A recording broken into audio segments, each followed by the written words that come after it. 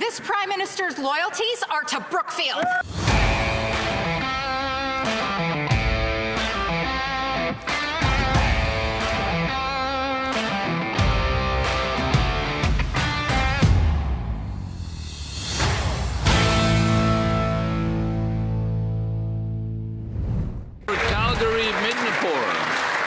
In 2006, the Harper government saw the need for an independent parliamentary fiscal watchdog, and boy, were they right.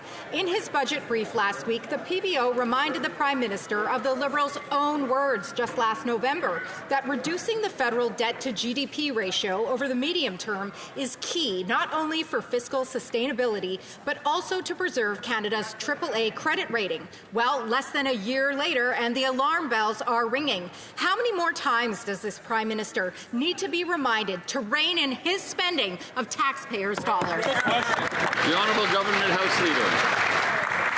Mr. Speaker, earlier today in this chamber, the member for Calgary-Midnapore said the Prime Minister's loyalty was not to Canada or to Canadians. That is a direct... I would invite her to retract that statement at this very time. Apologize. The Honourable Member for Calgary-Midnapore. Okay, so we're off to the races here, and McKinnon probably should have just stuck to answering the question, or rather not answering the question in the answer that they typically use. Stephanie Kusie was asking specifically about, the commitments that the Prime Minister made and the fact that, our AAA credit rating keeps being brought up, and Fitch had said that this is a problem. So, maybe you should have stuck around there, because you're opening the door here to something you don't want to talk about. You really don't want to talk about, because if you want to talk about this narrative, the Conservatives are going to oblige. The Prime Minister's costly credit card budget loads reckless spending today on tomorrow's taxpayers, something an economist should know. After... Okay.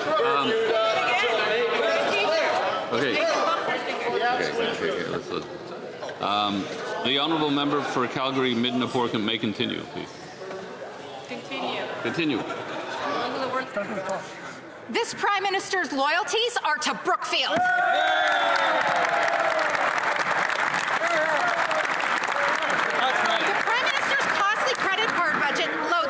Spending today onto tomorrow's taxpayers, something an economist should know. After 10 years of these Liberals, Canadians are being forced to put nearly 50% more of their personal expenses on credit cards, a result of Liberal financial failures. Fitch Ratings has warned that because the Liberals are ignoring their own fiscal... The Honourable Government House Leader. So what happened there is... it went back to Stephanie Kusie. She was trying to mind her own business and continue with her question, but the Liberals kept heckling, and they kept heckling. So she said, fine, I'll say exactly who his loyalties are to, in my humble opinion, and then directly calls out Brookfield. Now, this is as a result of we're now learning how many different funding projects are actually kind of benefiting or directly benefiting Brookfield here, and we actually heard back from the Conservatives on the information that we provided, and as expected, they already know this stuff.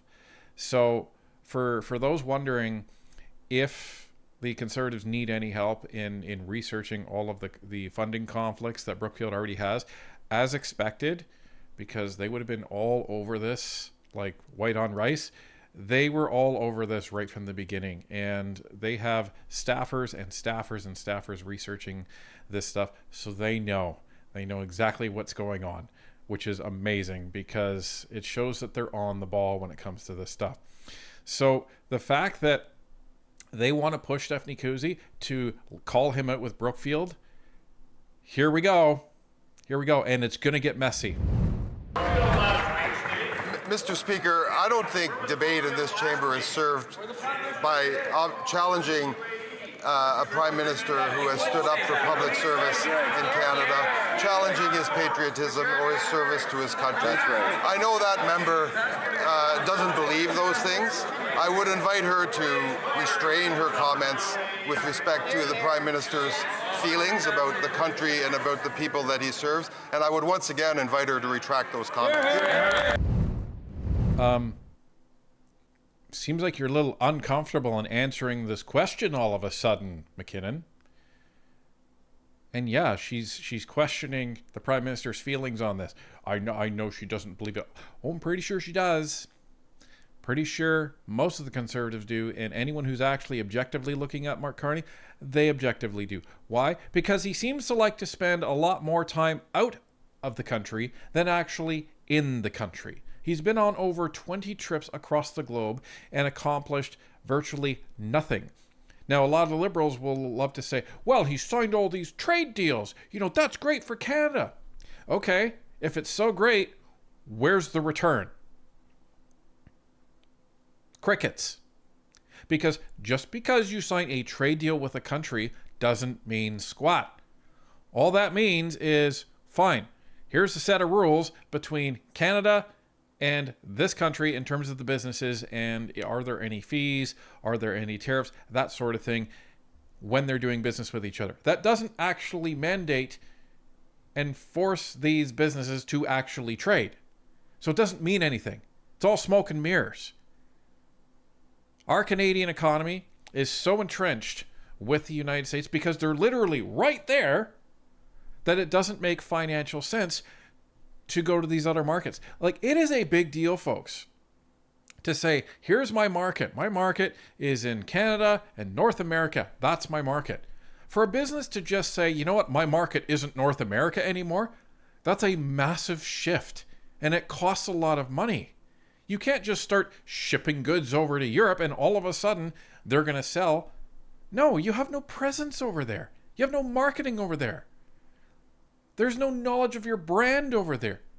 You know how much money that's going to cost to just say, oh, well, you know, we're not going to, ship products to the U.S. anymore. We're going to ship everything over to all these other countries. That's not how this works. But the Liberals want you to think that's how it works. Because all of this is just, to pretend that they're doing something. So this is what this all comes down to. And makes you wonder how uncomfortable this is going to get, because Brookfield is starting to come up in a lot of different areas here. It's already come up in these major project offices, and it's going to come up again. Honourable member for Dufferin-Caledon. Well, a Prime Minister who describes himself as a European is giving $500 million to the European Space Agency to create good jobs in Europe. And it gets worse, because the Harwell Science and Innovation Campus, where the European Space Agency will be is located in the UK, is 50% owned by Brookfield. Rather than focusing on lining the pockets of Brookfield and not ripping off Canadian workers, why don't they invest in Canada?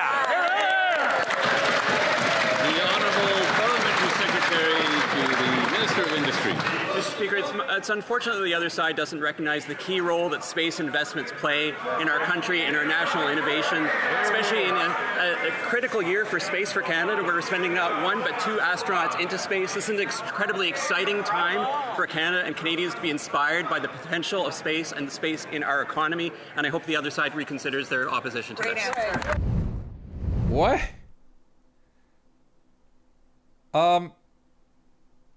Do you even know what the question was? Dude, the question was an indictment on the fact that Mark Carney and the Liberals are spending $500 million to send to the European Space Agency, that Brookfield, they have a stake in 50% ownership of that campus.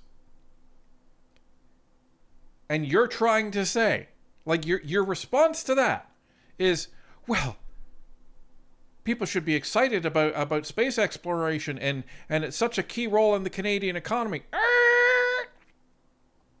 The Canadian economy. I didn't know that Canada included Europe as part of our economy. Why are you sending $500 million to Europe instead of the Canadian Space Agency? How about that? And even if you are sending money to the Canadian Space Agency, why are you sending $500 million out of Europe? Take that and give more to the Canadian Space Agency if space excites you so much. Oh, right, because Brookfield's over there. And we got to make sure that Mr. Carney's investments are doing well for Brookfield, right? Have to make sure about that. Why is it that wherever Mark Carney goes and sends money to, it seems like Brookfield is there?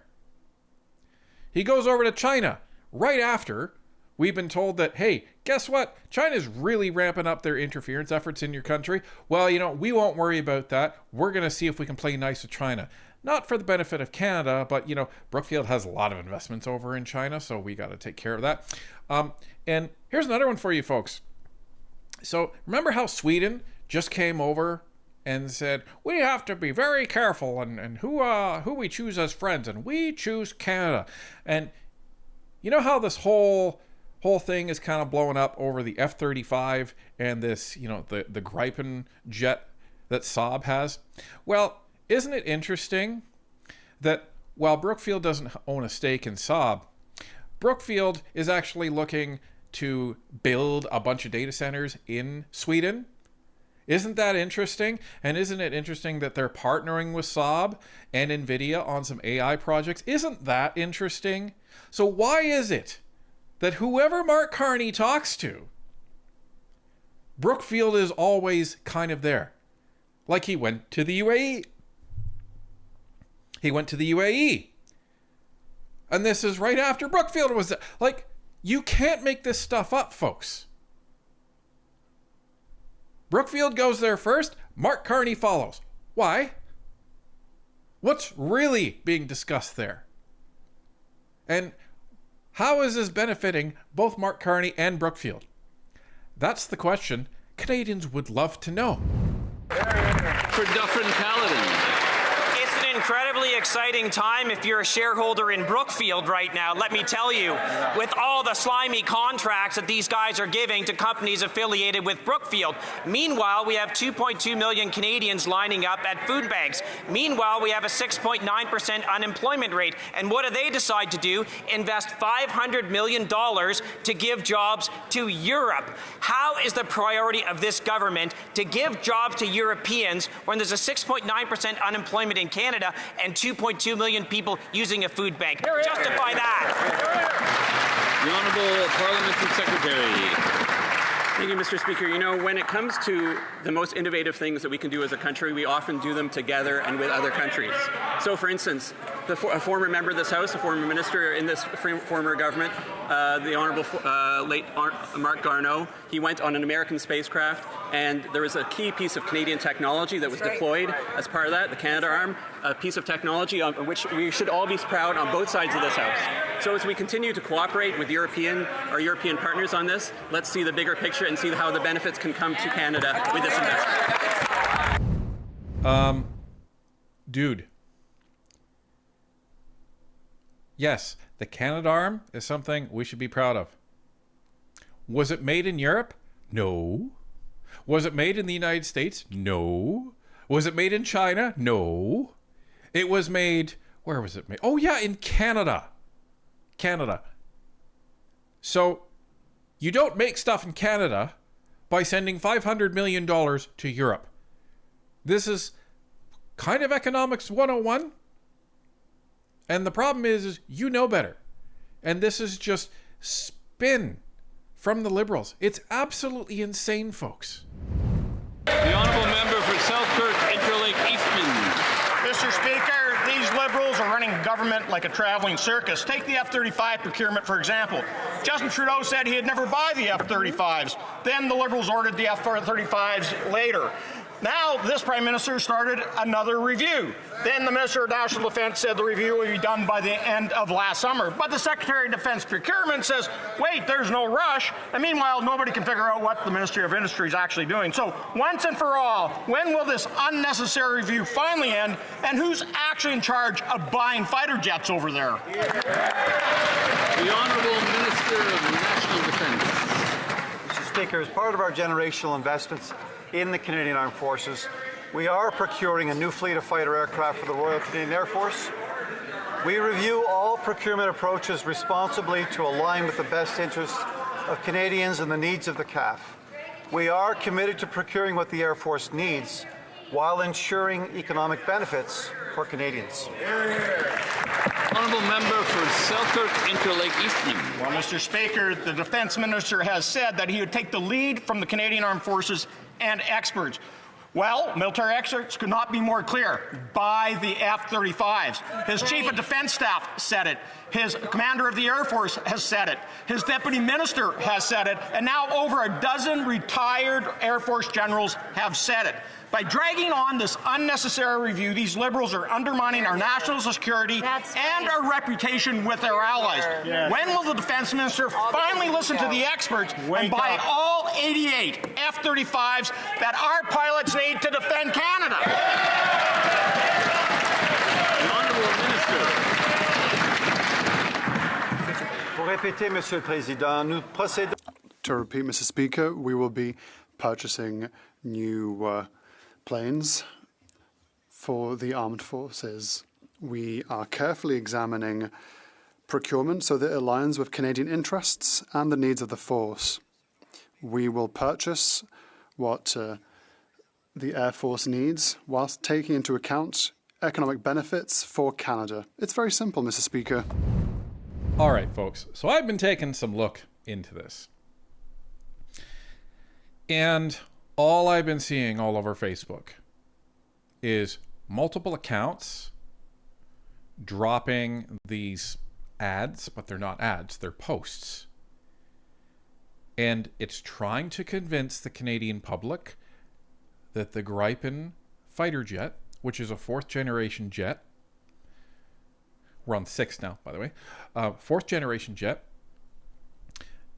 is what Canada needs. They're trying to say that, well, you know, it needs a shorter runway. Can fly in cold weather. It's what Canada needs. And it's only at around $85 million a jet. It's what Canada needs. Now,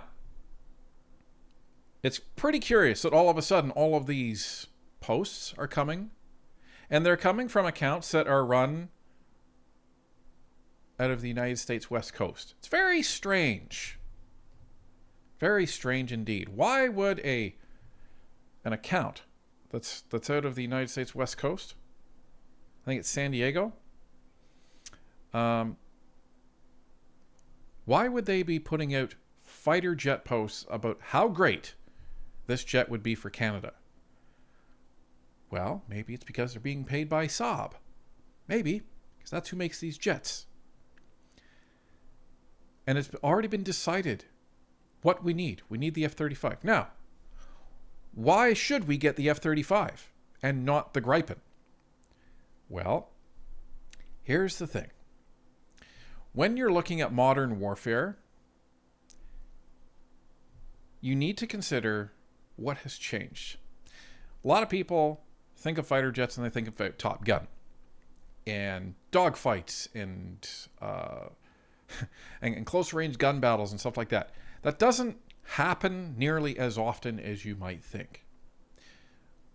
Now, the issue now is long-range weaponry. So, just put the F-35 up against the Gripen. So the F-35 is a stealth fighter. The Gripen is not. So in long range, the F-35 is going to detect that Gripen, launch its advanced weaponry, and blow it out of the sky before the Gripen even knows what's even happening. If you're in the Gripen, you're not going to see the F-35 because it's stealth. So that's number one.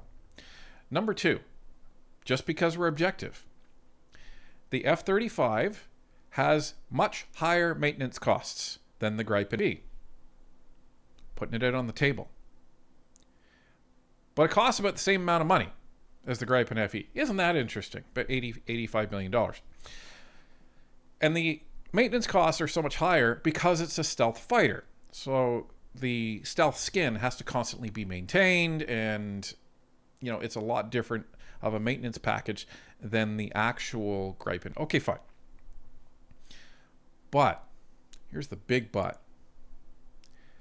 The military has already been building hangars and retrofitting our hangars for the F-35.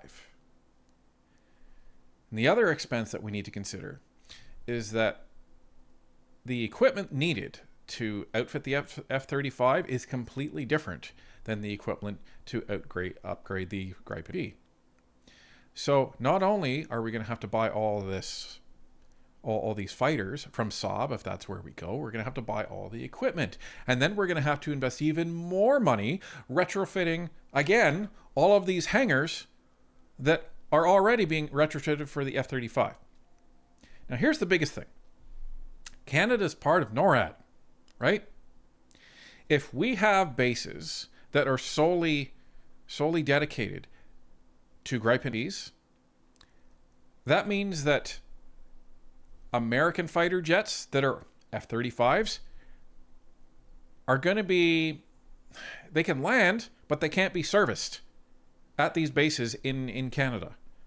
And if we're looking, at a North American aerial defense strategy, it makes a lot more sense to actually have the same fighters as the United States does across North America.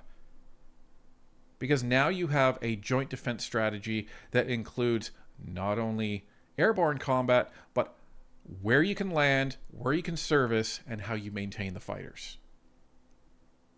So there's a strong argument for F-35s. And there's going to be people who say, yeah, but the Gripen is made in Sweden. It's used to cold weather temperatures. And to those people, I would say, so are you just ignoring the fact that the United States flies out of Alaska with the F-35s? Are you really trying to say that the F-35 can't fly in cold weather? Are you trying to say that these planes don't fly thousands of feet up in the air where it is cold all the time anyway? Is this really what you're trying to argue? Because I don't know what you're trying to argue. It doesn't make any sense. So we need to get away from all of this anti-US garbage, accept the reality, and accept that we want a 6th generation fighter. That's what the F-35 is, not a 4th generation. And let's get on with this.